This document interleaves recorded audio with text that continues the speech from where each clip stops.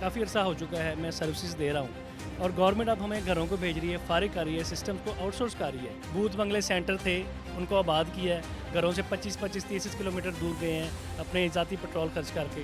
तो उन सेंटर्स को आबाद किया है, लोगों को सर्विसेज दी हैं और सर्विसेज का ये सिला मिल रहा है कि आज हमको नौकरियों से ही निकाला जाए।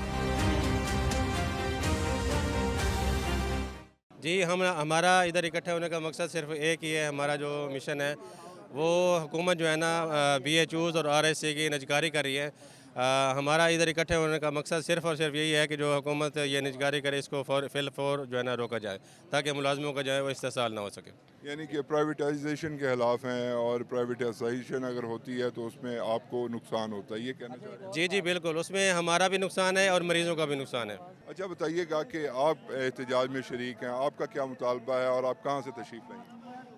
जैसे कि आपको मालूम है कि माल रोड पे मौजूद इतनी सारी आवाम इतनी दूर दराज इलाकों से आई हुई है और इतनी सारी मुश्किलात का उनको सामना करना पड़ रहा है। गर्मी में सोना उठना बैठना, घर बार को छोड़ना, बच्चों को छोड़ना बहुत ज़्यादा मुश्किल होता है।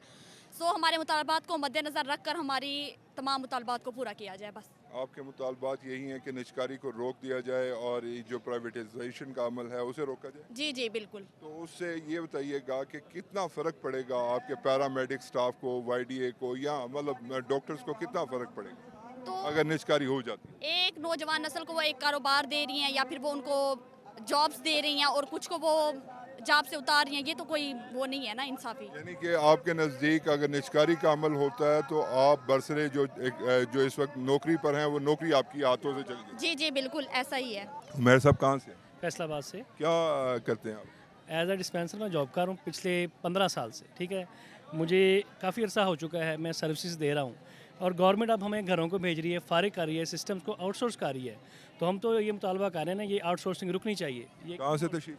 फैसलाबाद से। फैसलाबाद। जी ये बताइएगा कि आप 15 साल से अपनी खिदमत दे रहे हैं। जी 15 साल से लोग 20-20 साल से उन्होंने अपनी जो जवानी का पीक टाइम है इस अदारे को दिया है। बूथ बंगले सेंटर थे, उनको आबाद किया है, घरों से 25-25, 30 किलोमीटर दूर गए हैं अपने ज़ाती पेट्रोल खर्च करके। तो उन सेंटर्स को आबाद किया है, लोगों को सर्विसेज दी हैं और सर्विसेज का ये सिला मिल रहा है कि आज हमको नौकरियों से ही निकाला जा रहा है। अच्छा ये बताइएगा कि अब आपको यहाँ पे कितने दिन हो गए? हम लोग कल सुबह से आए हुए हैं इधर। कल सुबह से आए हैं। मुतालबा यही है निजकारी को रोका जाए।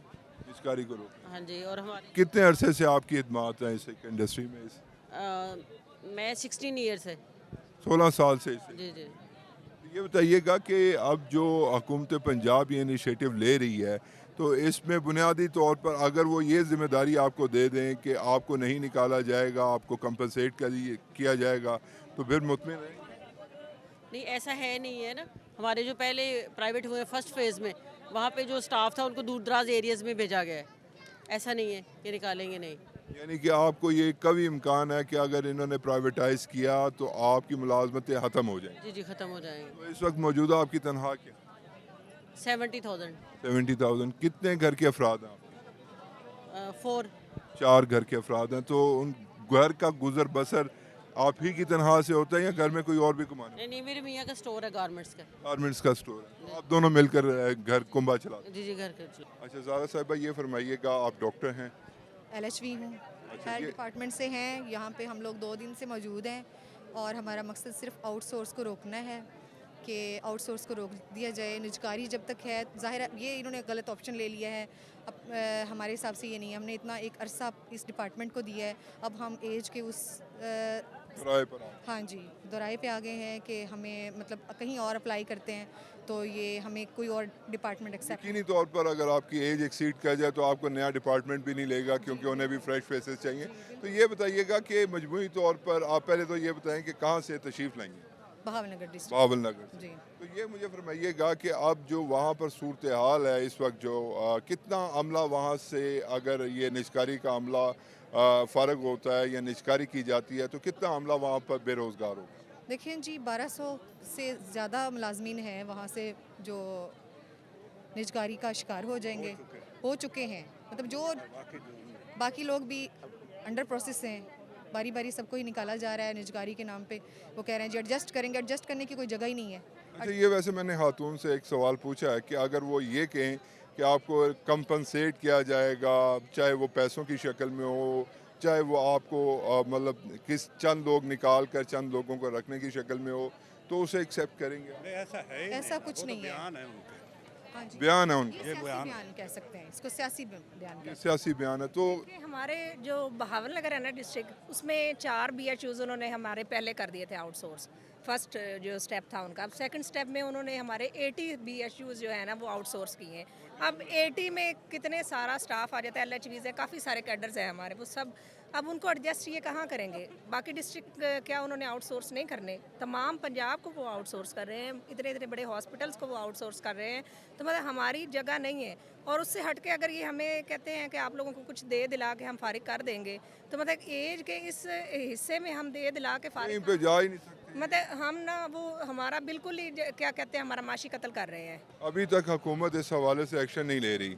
अगर हुकूमत इस यहाँ पे बैठे हुए हैं, कोई रिस्पांस नहीं है। नहीं, ये तो एक मामला है ना, निगोशिएशन वाला पार्ट है ये। दूसरा पार्ट ये है कि अगर आप निगोशिएशन में नाकाम हो जाते हैं तो फिर यहाँ पे जारी बात है, पुलिस डंडा सोटा भी चलेगा, आंसू गैस भी चलेगी मुंतशिर करने के लिए। क्या उसके लिए तैयार है? जब हम लोग घर से निकलते हैं ना तो ये वैसे तो आप पैरामेडिक स्टाफ हैं तो यकीनी तौर पर आप कुछ नमक शमक भी साथ लाई होंगी। इंशाल्लाह क्यों, बिल्कुल हमारी बेसिक चीज़ें जो हमें सिखाई जाती हैं, फर्स्ट एड वगैरह हर चीज़, वो हम सारी चीज़ें अपने साथ लेकर आए हैं। और हर घर चीज़ से को निकलने से पहले ये सब बातें हमने सोच ली हुई थी कि हमारे साथ कुछ भी हो यानी सकता कि आपके लिए ये डू और डाई के जंग है। जी, डू एंड डाई करेंगे।